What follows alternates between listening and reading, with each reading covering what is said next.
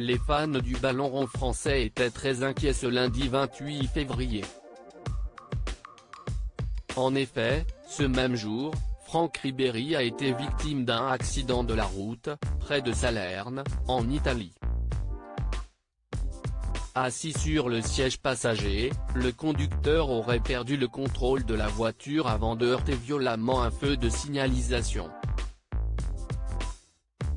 Le footballeur, blessé à la tête, a été transporté en urgence, à l'hôpital de Battipaglia. L'ancien international français souffre alors d'un traumatisme crânien. Fort heureusement, il a pu rentrer à son domicile. Plus de peur que de mal pour le joueur de football. La femme Franck Ribéry, Waiba Ribéry, a alors tout de suite tenu à rassurer les fans de son époux. Sur Instagram, elle a publié un message encourageant quant à son état de santé. « Il va bien, merci pour vos gentils messages. Il se repose et va bientôt revenir ».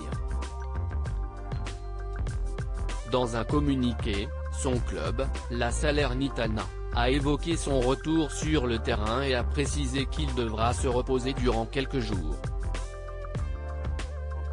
Probablement que Franck Ribéry sera absent du prochain match, qui oppose son équipe à l'Inter de Milan. Un coup dur pour le club. Franck Ribéry, partout où j'allais, les gens me regardaient. Malheureusement pour lui, ce n'est pas la première fois qu'il est victime d'un accident.